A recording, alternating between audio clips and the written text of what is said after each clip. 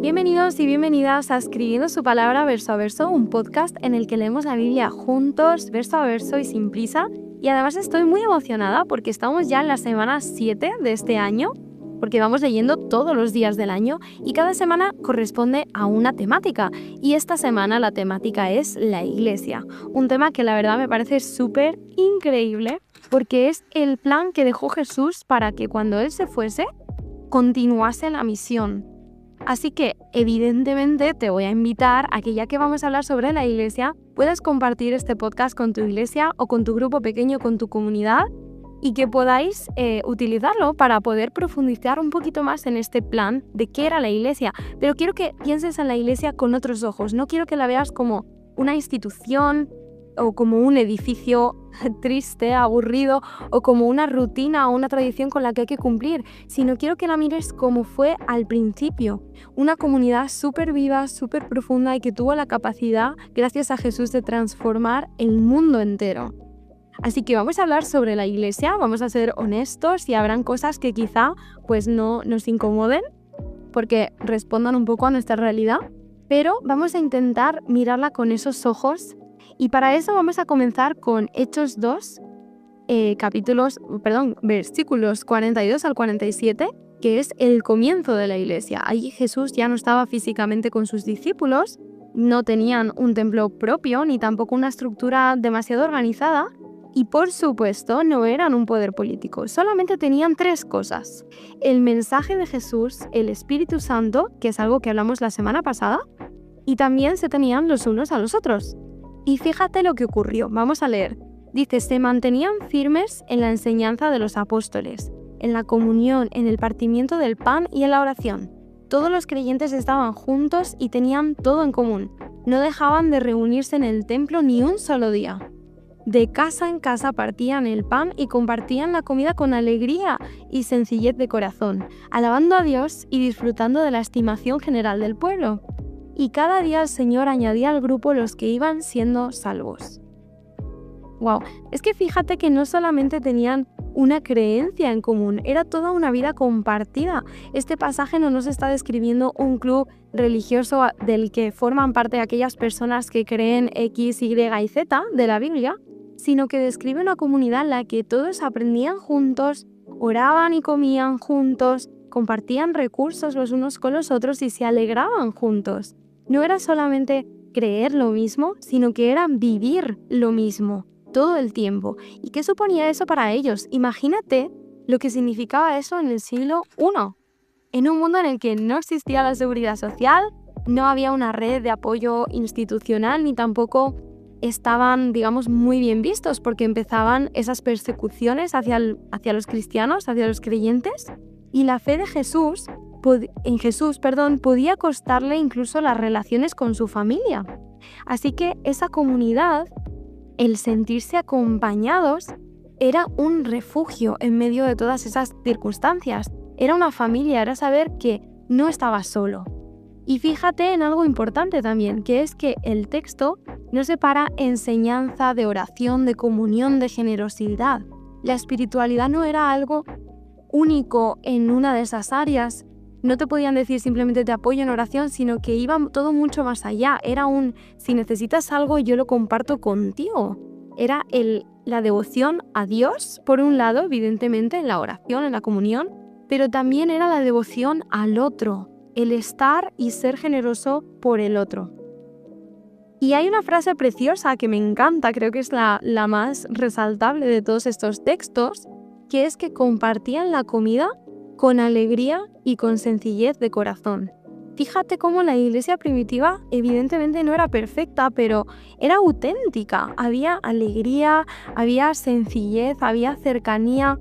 No se trataba de relaciones superficiales, como vemos muchas veces en la iglesia, sino que eran relaciones transformadas.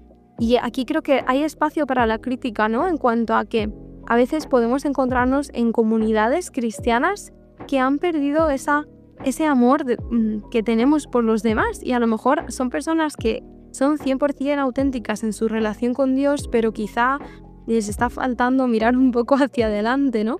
Me gusta esta ilustración de que en la iglesia no tenemos que estar mirando todo el rato hacia arriba viendo a ver cuándo vuelve Jesús, sino que también podemos estar mirando hacia adelante porque ya tenemos a Jesús delante y podemos servirles, podemos dar de comer, podemos escuchar, podemos hacer un millón de cosas por las personas que hay a nuestro alrededor, y Jesús en la Biblia nos dice que cuando hacemos eso por los demás, lo hemos hecho también por Él. Los cristianos se nos critica a veces por estar demasiado enfocados en el cielo y olvidarnos de lo que está sucediendo en la tierra, pero en este versículo vemos cómo las personas eran importantes y las relaciones no eran para nada superficiales, sino que eran profundas y eran relaciones transformadas por el Espíritu. Y creo que ese es un reto para nosotros. Tenemos iglesias grandes, organizadas, con tecnología, con recursos, pero que no nos falte lo esencial, que es la profundidad, el compromiso, la presencia real en la vida de los demás y esa vida compartida que vemos en esta comunidad de Hechos 2.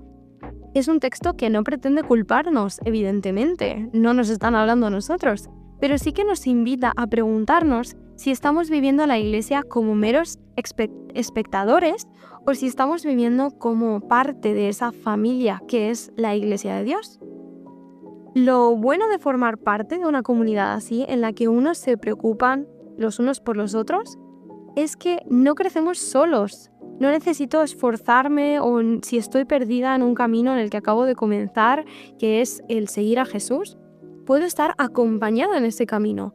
Significa también que no tengo que luchar sola contra todas esas cosas que van llegando a mi vida y que pretenden hundirme. Tampoco voy a celebrar sola los logros.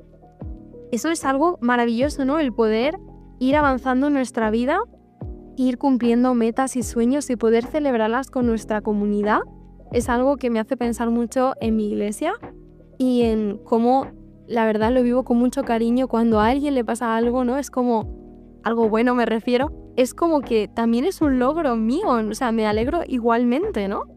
Y por otro lado, significa que tampoco vas a caerte solo, porque habrá momentos en los que, seamos realistas, tu relación con Dios se va a ver afectada por tu sentimiento de culpabilidad, de sentir que tenías que ser autosuficiente y no pudiste con X cosa, etcétera, etcétera, y sentirás que te estás cayendo, pero es tan bonito sentir cómo tu comunidad te levanta y te ayuda a volver a Jesús y te recuerda que no tienes que ser autosuficiente, que tienes que apoyarte solamente en Jesús y te recuerda que Jesús te está esperando siempre. Así que tener una comunidad así es tener personas que oran por ti, que te corrigen con amor, que te animan y que caminan contigo. Es verdad que la iglesia no es perfecta, pero es el lugar en el que aprendemos a amar de verdad y a amar a pesar de. Porque es verdad que, siempre nos vamos a cruzar con personas que, nos complican esto de ser cristianos y de amar con el amor cristiano, pero ahí también tenemos ese trabajo personal y esa ayuda del Espíritu Santo para volver a amar una y otra vez, una y otra vez. Y como idea central con la que quiero que te quedes es que la iglesia no nació como una organización pensada para ser algo frío, sino como una comunidad transformada por Cristo, y cuando vivimos así, el mundo entero lo nota, que es lo que sucedió en este lugar, que empezó a contagiarse, podríamos decir, ¿no? Y empezaron a ver cada vez más creyentes. Así que te invito a algo muy pequeñito, que es, piensa en una persona de tu comunidad, puede ser de tu grupo pequeño, de tu iglesia, con la que puedas ir un poquito más allá esta semana. Dar un pequeño paso para una relación más profunda y más transformada. Puede ser ir a tomarte un café, puede ser ir a comer juntos, puede ser tener una conversación por teléfono simplemente, pero una conversación honesta en la que os preguntéis, oye, ¿qué tal? ¿Cómo estás? ¿Cómo puedo orar por ti? ¿Qué puedo hacer por ti? O puede ser a lo mejor un mensaje en el que le preguntes eso mismo, ¿no?